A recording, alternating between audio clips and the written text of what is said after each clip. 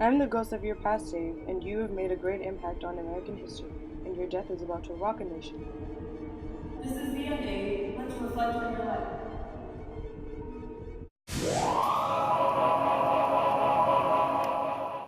Lincoln delivered his second inaugural address in front of a huge crowd as victory from the Civil War was days away and slavery was coming to an end.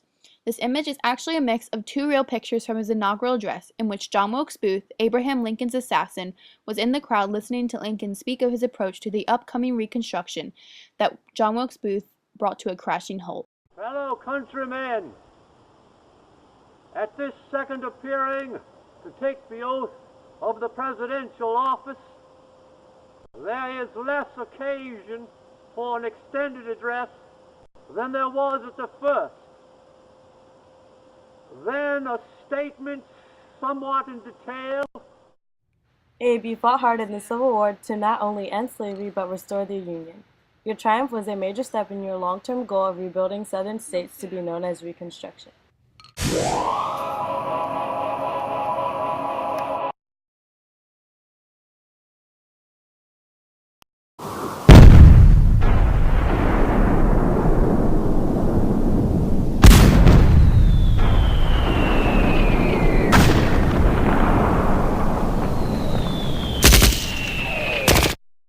You also issued the Emancipation Proclamation, which gave freedom to all slaves in states in rebellion against the Union, a major step towards freedom for all slaves.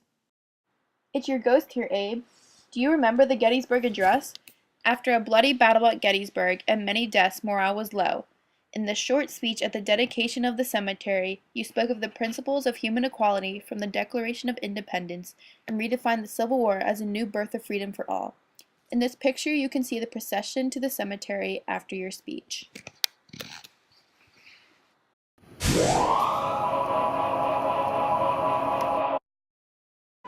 Fourscore and 7 years ago, our fathers brought forth on this continent a new nation, conceived in liberty and dedicated to the proposition that all men are created equal.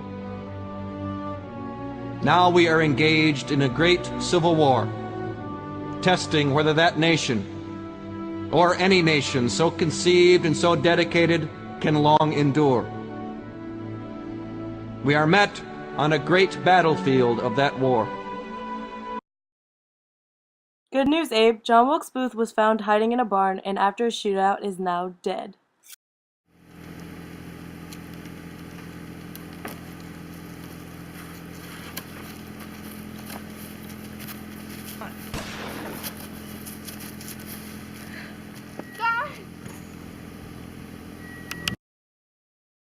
Let us go to the future now, Abe. Your death put the whole nation in mourning, Abe. Let us now travel to the future and see the electrifying effect your death had on the nation. It changed all plans and greatly slowed the Reconstruction process. And John Wilkes Booth, he was Southern, so tensions between the North and South were higher than ever.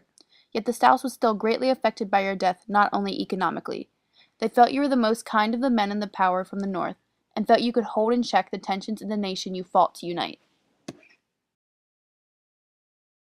The South was destroyed physically and economically because most of the war was fought there.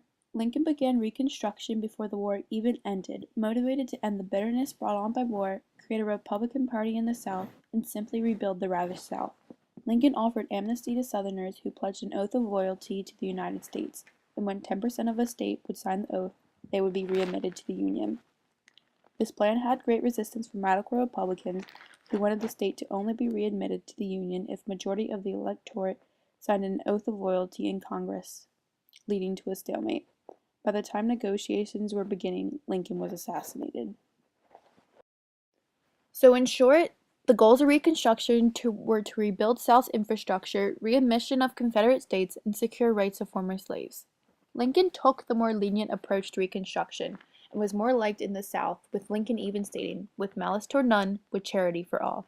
After Lincoln's assassination, Andrew Johnson offered pardon to almost all Southerners, restoring their political rights and allowing them to enact Black Code, virtually another form of slavery. I hope you see a profound impact you had on our country before and after your death, whether making the decision to fight to keep the nation from splitting apart, to then being an unfaltering commander, or the United States quickly stumbling and losing its way after your death. It's clear your presence had quite the stable and effective impact towards the nation at all times.